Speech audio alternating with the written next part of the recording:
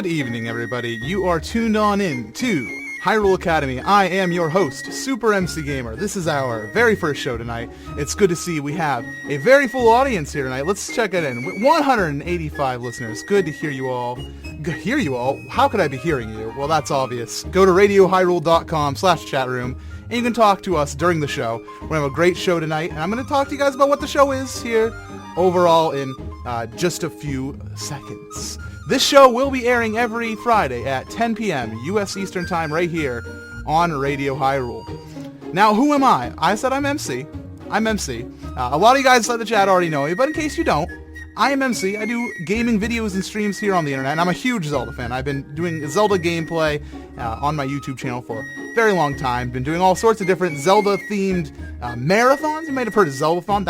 I did that. I don't want to talk too much about me, though. I think that's a little conceited, so we're going to move on and get right on into the show. So here on Hyrule Academy, we're going to be talking about a different topic every single week. We're going to be talking about different facets of the entire Zelda lore and the fan theories that surround it here inside the community. And to start us off, we need to talk about the very beginning when it comes to Hyrule. We need to talk about the Golden Goddesses and the Triforce. So today's topic is a very simple question. Who are the Golden Goddesses? If you don't know much about the Legend of Zelda, it's okay. I'll try to introduce you as we go along. But if you already do, you might want to get out your Hyrule story. It's going to be a fun time. I'm going to be your professor and teach you things. And I'm going to get your guys' opinions at the end of the show and answer some of your guys' questions. But first, what did you listen to right before we started the show? That was the wonderful creation of Hyrule from the Symphony of the Goddesses, Zelda Symphony of the Goddesses, went on tour past couple years. That particular arrangement was done by Chad Sider, who of course did pretty much everything inside the Symphony of the Goddesses to not to overstate things and the other contributions by the team, but he did a very lot with the arranging of the music. So thank you very much to him for making a really wonderful arrangement. So let's get on into the meat of the show, guys. We need to get on into the meat of the show. So we're going to talk about the Golden Goddesses. But before we get into the Golden Goddesses, we have to talk about the Triforce, right? Okay. So the Triforce is this wonderful golden relic in Hyrule. It's this thing that when you touch it, you get a wish. You get a wish. It's pretty simple. And if somebody touches it and they don't have a perfect balance of the qualities of power, wisdom, and courage, it splits and goes across the land and you have to seek it out. It's really quite video gamey, I would have to say. But who made this Triforce? Well, that is the Golden Goddesses, my friend. That is the Golden Goddesses. That's what I want to talk about. So let's talk about the goddesses. The first goddess is Din. She created the Red Earth. So basically, Din, she made the rock. You know how the dirt beneath your feet. That's what she did. That's pretty much it. Not to overstate Din's contributions. Nehru's the next goddess. She comes in. She creates the laws of the earth. So she comes in, and what does she say? She says, okay, the sky is up there, there's clouds, rain will fall, gravity exists. That's what she does. And then Furore, the final goddess. Okay, hold on, MC. Before you start talking about Furore, why are you saying it like that? Is that how you really say your name? Well, I have a few friends who know Japanese, and according to them, Furore is pretty close to the proper Japanese pronunciation, or how they would say it. So that's my opinion. You can say it however you want, but I say Furore. Hopefully you don't get too sick of that during this show. But Furore created all life on the earth that Din and Nehru made. So yeah, thanks to Furore, you exist in Hyrule, right? Well, it's just a video game, but I like to think it's real. Don't you guys? So these goddesses, after they create the Triforce, they depart for the heavens, and we're not supposed to see them ever again, right? Never see them again. Well, maybe not. So that's what we're going to be talking about. Do we see more of these goddesses inside the Legend of Zelda games even after we kind of see them float away after they create the Triforce? We see manifests of them, in my opinion. If you go inside the Wind Waker, there is 3 of these statues that you have to give pearls to. Din's pearl, Nehru's pearl, and Furore's pearl. And when you give them their pearls, they come to life, and they create the Tower of the Gods. And to me, that's very significant. These statues are more than just simple statues, I think. I think they're more than simple statues. I think that they are some actual blessed things from the goddesses. But I know, maybe I'm just a little, I'm a theorist. I mean, we're all theorists here. We're here on the show. You guys know. I'm sure you all have your own Zelda fan theories. But that's not all. The statues inside the Wind Waker aren't the only manifests of the goddesses, as I would like to say. You guys know the oracles. You know, in the Oracle games, Oracle Seasons and Ages. I hear there's a great game. Oracle Secrets, that's not a game. It almost was, but it's not. So inside the Oracle games, there are Din, Nehru, and Furore. But they're human form. They're humans. Why are they humans? And I'm not sure. It's weird to think that they might be the goddesses in human form, but they're not in Hyrule. They're inside different areas. They're inside, oh gosh, I'm forgetting the name, Holodrum and, oh man, it starts with an L. We'll skip that and say that I just have a temporary issue with memorizing things, right? I'll probably remember later. Anyways, so that's what I'm thinking right now. We're seeing manifests of the goddesses. We're seeing statues and oracles. But now I have some questions for you. Labrina, thank you, chat. You are very, very good people. Thank you very much. So I have some questions for you people. I have some questions for you, the audience. You can answer them inside the chat. I will be putting your questions into the document and your answers, and I'll be covering those later on inside the show. So my questions to you was, do the goddesses directly interfere in Hyrule? Can you give me some examples of things that just aren't normal in Hyrule? What happened that shows that the goddesses are still around? They're not just out in the heavens just doing nothing. They're doing stuff, right? You got to show me. You got to prove it to me, my friends. Secondly, we got to ask the question about these golden goddesses. Will Din, Nehru, and Furore directly appear in any future games? What are your opinions on that? Do you think we're going to see a game where we're going to be able to meet Din, meet Nehru, Furore? Are we going to go to the heavens? That'd be cool. Are they just going to be chilling inside the Sacred Realm? I don't know. That's why you got to tell me. And finally, another question. What didn't the goddesses create? Not only just lands, is there any enemies or villains? Is there like an evil god out there? You know, what did the goddesses not create? They created the earth, the laws, and the beings. That's a very broad subject, though. I think that there's more to it, and I want your guys' opinions. So go ahead and post them inside the chat here during this next music block. So if you want to discuss these questions or ask your own, you can go on over to radiohyrule.com/chatroom, and we will feature your messages later on inside the show. But for now, we need to get back to the music, and we'll be back in just a bit with a special guest to discuss some of his fan theories. So look forward to that, and I will see you guys in just a short while.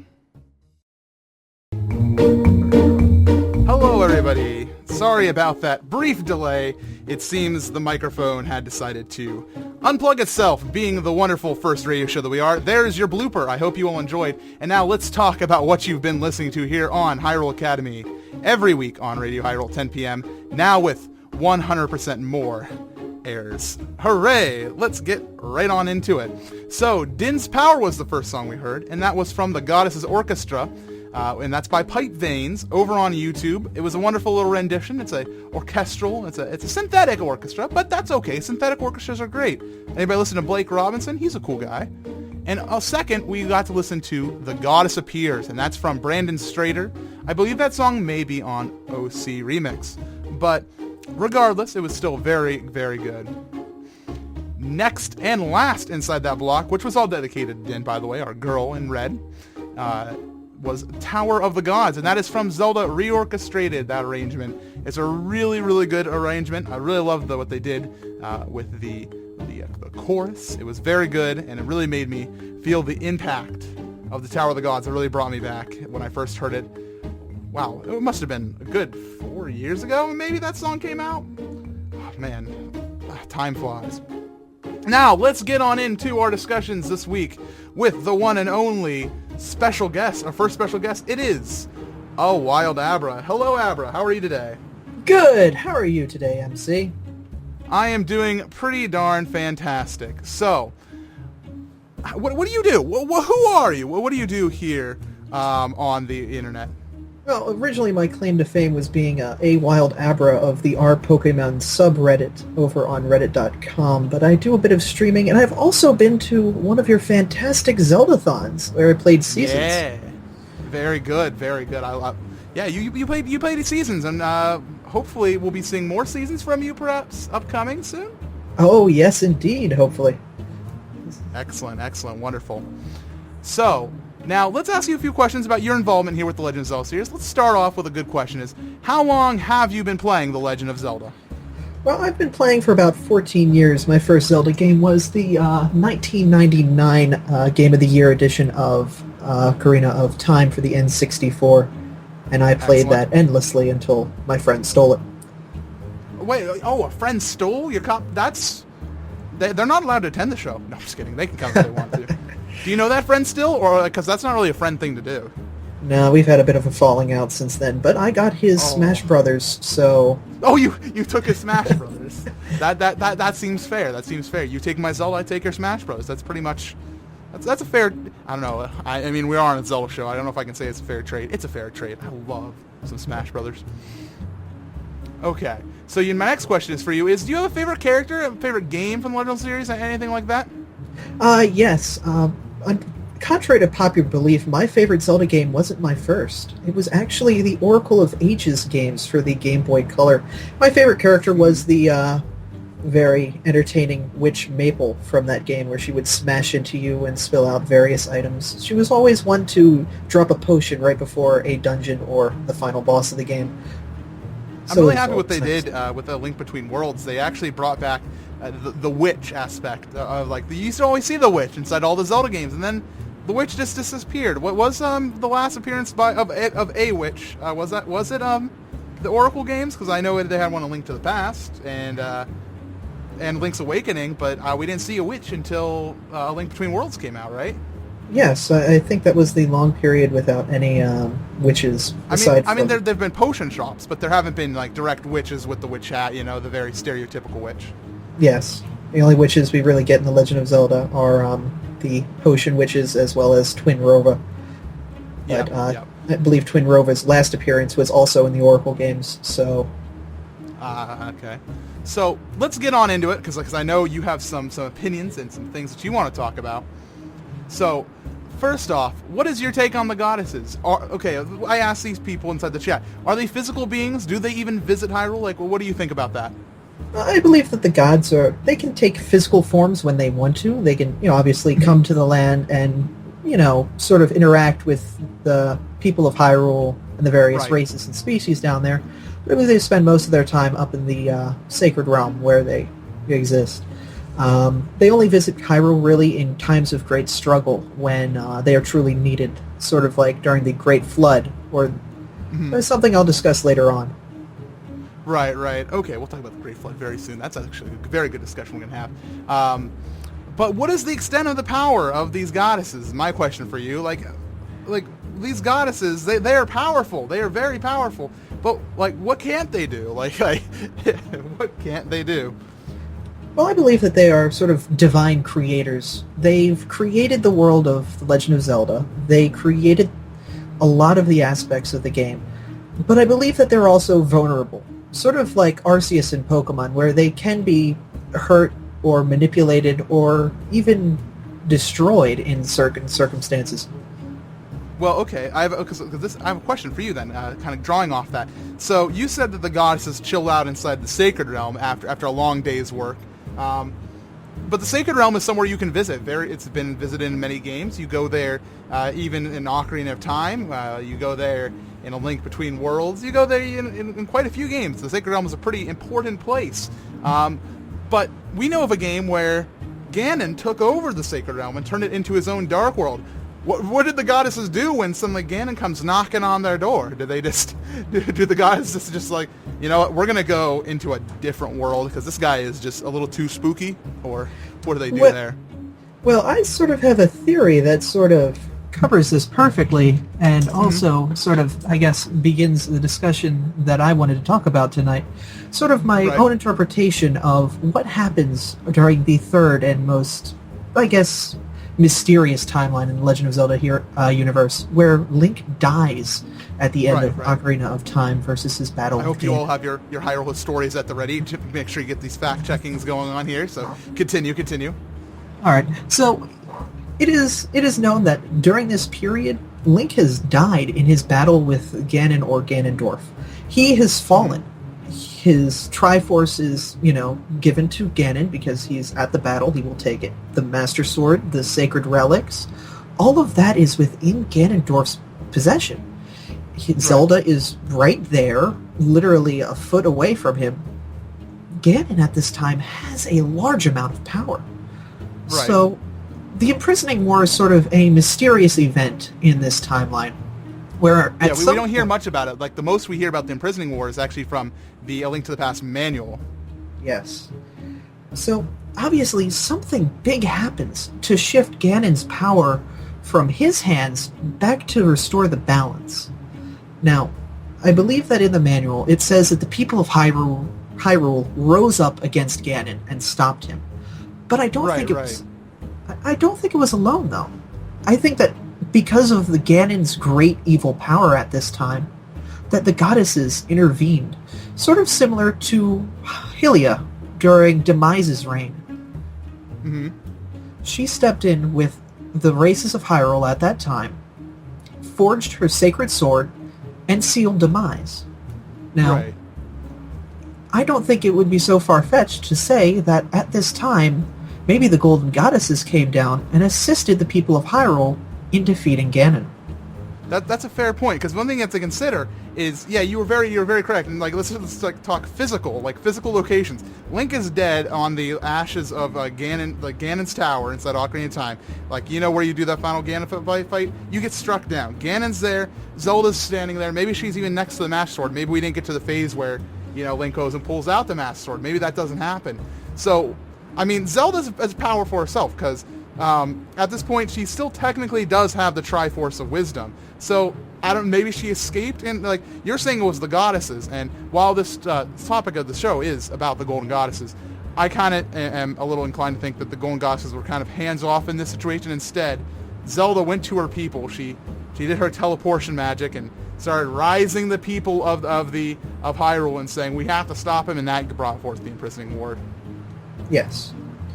I believe that the people of Hyrule alone couldn't stop a very powerful Ganon, but I believe with the assistance of the Golden Goddesses, they were able to seal Ganon in the Sacred Realm. But I don't believe this came without a cost. Similar to Hylia having to be resurrected in the form of Zelda, I believe that the Golden Goddesses sacrificed a large amount of power to defeat Ganon. Oh, okay. And what happens to them when they sacrifice a bunch of power? All right, I'm seeing where you're going with this, but just tell it for us all. Well, they are cast back into mortal... Well, not back, but they're cast into mortal forms, similar to Zelda, where they don't have the great powers that they once possessed as gods. They are subject to the mortal coil. They have a limited lifespan. They are, able to be attacked, kidnapped, possessed, and even worse. It is... Which we see very clearly inside the Oracle games. Yes.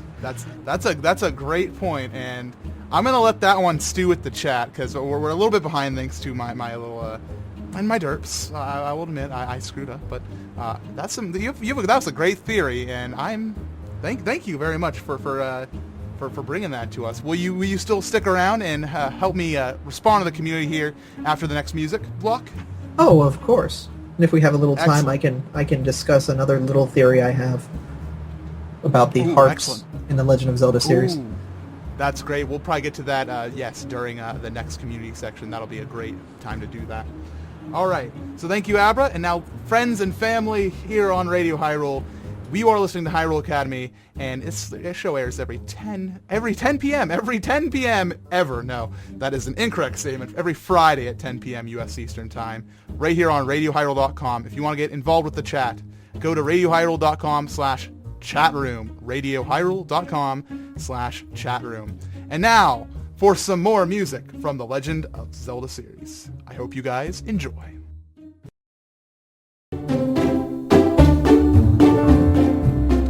Hello everybody, and welcome on back to Hyrule Academy. This is your weekly show every 10 p.m. U.S. Eastern Time here on Radio Hyrule. We're going to be talking all about your favorite Zelda lore and fan theories.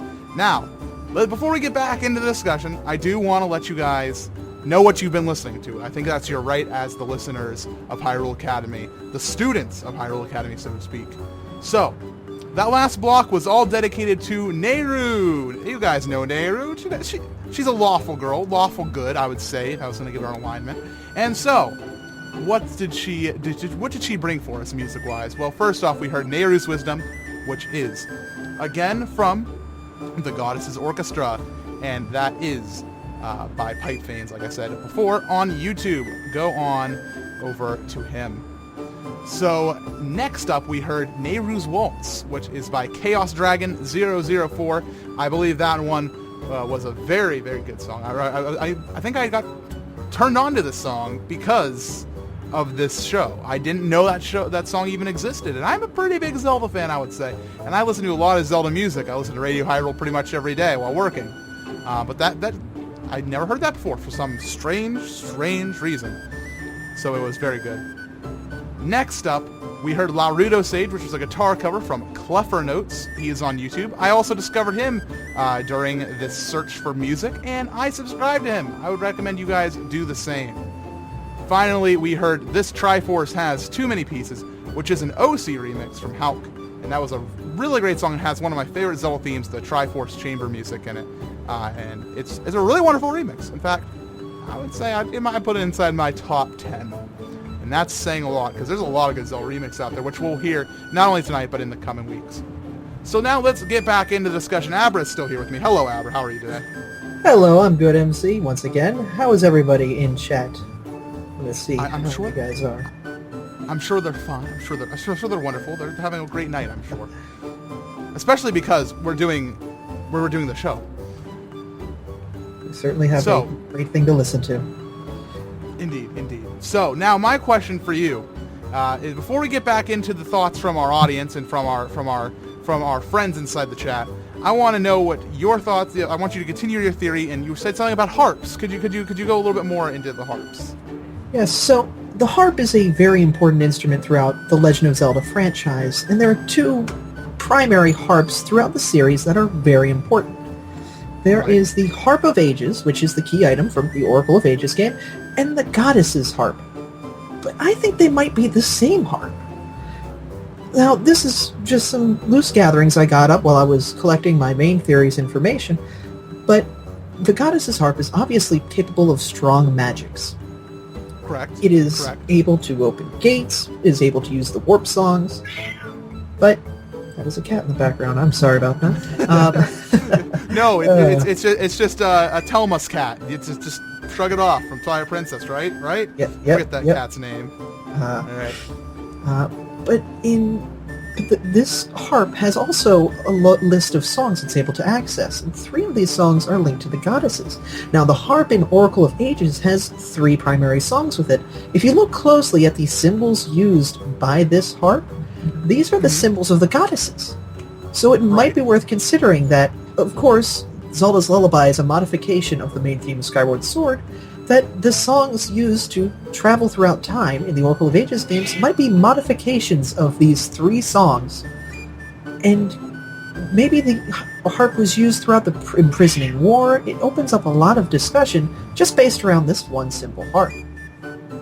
Okay, that's some excellent opinions. By the way, would you like to let the cat go free? I think Telma's cat needs to go help Link now. Certainly, I will be back. help it get into those Hyrule Castle sewerways and things. You know how it goes. Certainly, I will be back. 1 second. All right, so those harps that he was talking about, I agree with him. I think that it's very possible this is the same harp. It could be the different harp, but that's a question that we're going to have to bring to Aonuma one of these days. You know. But I'm not quite sure myself, but it's a very good theory from Abra. Abra, are you back from letting the cat go free? Yes, the cat is free to assist Wolf Link in his travels. Yes, wonderful, excellent. Now, let's get into the thoughts from the audience before we delve too far into harps, because we could talk about harps for a whole show, I'm sure. So, now some thoughts from you guys. We had a few comments, and one of them is, first of all, what I asked you guys at the beginning of the show, what did the goddesses not create? And we had a few things that they said they didn't create, and that's demise and the underworld. Of course, the underworld being, the dungeons that you see in a lot of places and a lot of spooky places. And demise. Well, what are your thoughts on that, Abra? Do you think demise is a creation of the goddesses as well?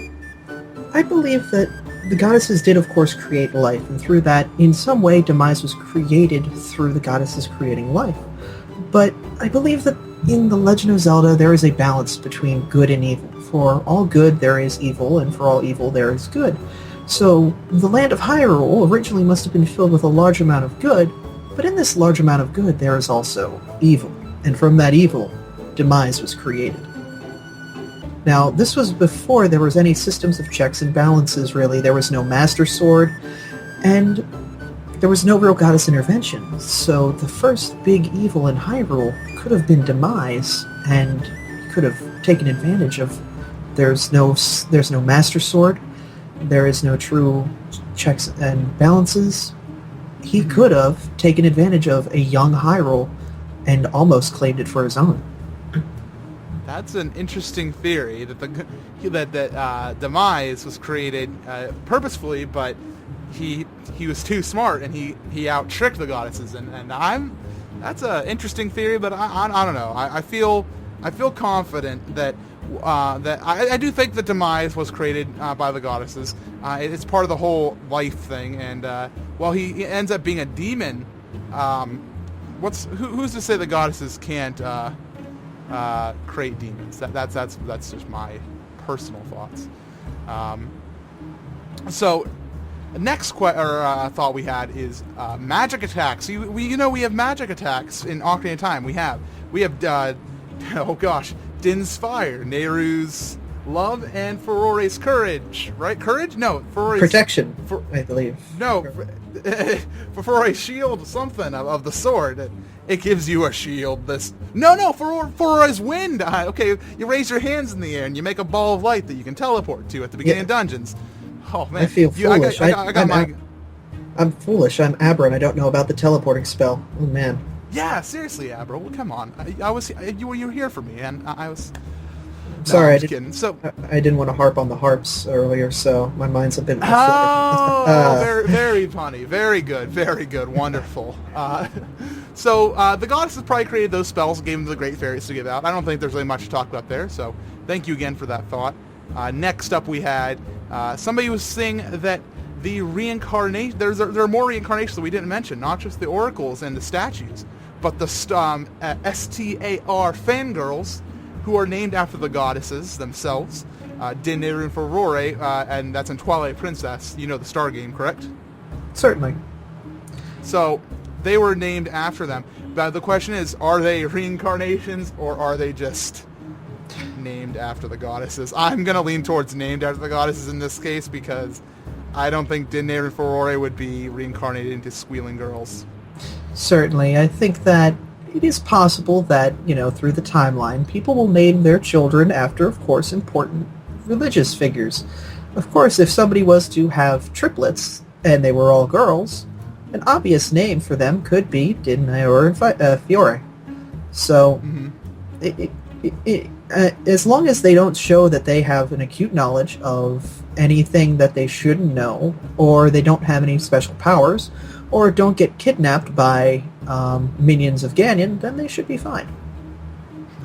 Well, maybe we'll never know about the Star fangirls. Maybe after all Twilight Princess was all over, maybe they got kidnapped, and there's a whole story. Maybe that's Zelda Wii U. We gotta go save the Star fangirls.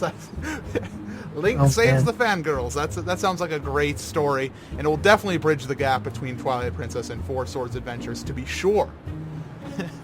Also, yes. We heard that inside Minish Cap, that there are some girls looking for some households, and they are also named Din, Nehru, and Furore. Did you play the Minish Cap? I did play through the Minish Cap, but my memory of it is sparse. I only borrowed the game from a friend. A different friend than the one that stole my Ocarina of Time. Oh, of course. I would never speak to them. No. But yeah, so inside this game, you were able to meet these Din, Nehru, and Furore as in their housing troubles, I do believe. I believe it has something to do with helping them find a place to stay. I could be wrong there, because I also myself have not played the Minish Cap in a little bit longer than I've needed, have had. That was a great sentence. I'm really proud of it, and I'm going to just accept it. But I feel very similar to the Minish Cap house girls as I do the Star fangirls. They're just named after the great goddesses. Although I don't know why would you name something after the goddesses. I'm guessing for luck, but it's a very interesting subject. So next up, we have some questions about some divine intervention, so to speak. Now, one question we had was about Ocarina of Time Link, and was he reincarnated to become the hero spirit to teach the Link that we saw in Twilight Princess? Was that the goddesses doing that, or was that merely, here comes my opinion, the fact that he became a Astolfo, or just died, but he possessed enough sacred power to remain a ghost of sorts? Well, I'm not going to directly say that any theories based on games are directly true, but it is probably very likely that a very popular fan theory regarding Majora's Mask holds some truth here. I won't go into details about it, but I don't believe that Link in this universe was resurrected. I believe that he is sort of a ghost, a shell of his former self, brought into the body of Astolphos due to the Lost Woods and their effect on humans without fairies. Because obviously at the end of Ocarina of Time, the fairy that Link has, of course I cannot remember her name for the life of me, and she's like one of the most important fairies in all of existence. Navi. Thank you. Navi, okay. Yes. I missed that last portion of what you were saying there.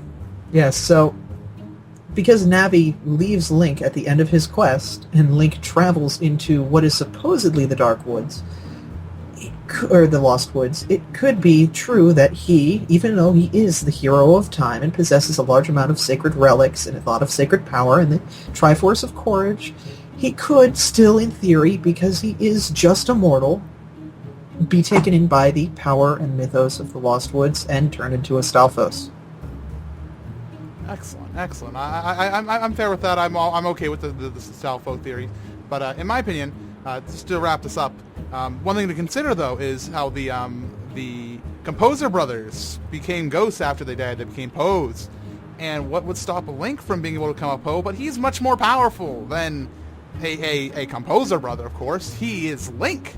So maybe he has a little bit more, so he can try to obtain a human form inside his ghost, but unfortunately it's not quite there and just got a skeleton. But whatever, that's cool. Does that mean Dante has a very powerful spirit because he gets to retain his form in death? Of course. Maybe Dante's more powerful than Link. We don't know. Maybe he just never got the call as a young boy to become an adventurer, and he just grew old and had to maintain a graveyard. I think that's the real goddess here. The real goddess is Dante. I'm going to put that down as a confirmed theory. Oh, man. And we have one last question here to get going here, which is from our friend inside the chat, Captain Trina, I believe Trina. And they ask, did the goddesses intend to create the Triforce? If so, why? I'm going to answer this shortly because we are really short on time, unfortunately. But I think yes. I think that they intended to create the Triforce. They all put something into this world, but they didn't want us to leave this world. They wanted to have something to like throw a twist in the game, throw a curveball. Would you agree with that, Abra, to an extent? Certainly. Throwing the Triforce at the world sort of gives life that certain randomness that is sort of embedded in life, where there is no divine plan, as evident of Link's fate in Ocarina of Time. There is sort of a randomness, and I guess the best way to give that was to have the Triforce is sort of this object that is a curveball in the world of Legend of Zelda, that someone of great power could obtain to shift the balance, or someone of great heart and good can shift can get to shift the balance in the other direction. Excellent. So all very good things, all very good words we heard from everybody inside chat tonight. But we're not quite done yet. We got a little bit more music and a little bit of chat to do. So stay tuned, locked in to Radio Hyrule. This is Hyrule Academy. I am your host, MC, and we're going to be doing this every Friday at 10 p.m. U.S. Eastern Time. And I will be talking to you guys in just a little bit. So enjoy the next few songs.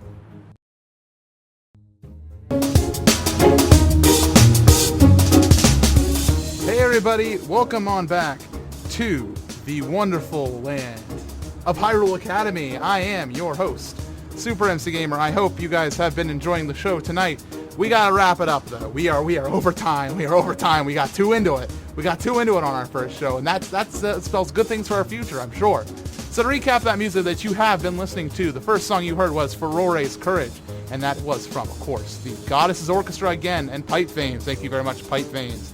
And then after that, you heard The Temple Time from Strike 911, who had a really great remix. It's a long remix, 6 minutes, 20 seconds, runs a little long, but it's still very good. I really enjoyed it, and I think that you should all keep it locked to Strike 911. See what else he has coming for us, hopefully here in the future.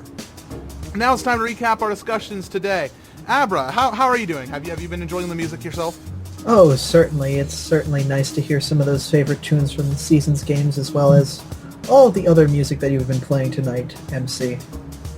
It's been amazing. Indeed. All right, so to recap our discussion, we had a lot of opinions here today. It was all very good, and some quick conclusions I would like to make is that while we have a lot of theories that we're not going to get answers, that's one thing that we're going to have to realize here at Hyrule Academy. While we claim we're Academy, we don't have all the facts, and the goddesses themselves are very mysterious, and we might never get the answers. And that's something we have to accept and just continue to theorize, and that's what makes the Zelda community so great. But now it's time to finish up the show. Abra, I want to thank you again for coming on, and you have an upcoming marathon if you'd like to get some shout-outs to that.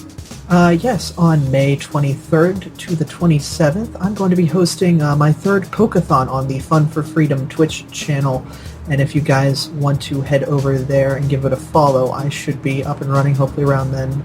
If you also want to follow my regular Twitch channel, it's just AWildAbra, all one word. But thank you again, MC, and thank you again, chat, for this awesome discussion tonight. It was certainly a pleasure. Indeed, thank you very much. And now everybody inside the chat, this is your reminder, tune in next week, Friday at 10 p.m. U.S. Eastern Time. We will be talking all about the Great Flood next week. What started it is the specific question. We're going to talk all about what Ganondorf did to cause the goddesses to panic so much that they wanted to flood the entire thing that they made. And also, before I let you guys go, a reminder to go on over to RadioHyrule.com, and if you want to, you can give a quick donation to them, help them improve their servers, buy equipment, and all sorts of other great things that Radio Hyrule is doing, and help make the radio station even better than what it is today, which is already pretty great, I will admit, but even better is possible. If you want anything on next week's show, email me anytime at mcgamer@zeldathon.net. That's mcgamer@zeldathon.net. If you have requests for music or any sort of discussions or ideas, you can send those to me anytime. I'm also on the Radio Hyrule chat room 24/7. Thank you all for your inputs. Keep it locked to Radio Hyrule. We got lots of great music ahead for you, but that's the end of me until next week. So thank you all for tuning in, and I will be seeing you around. Bye-bye.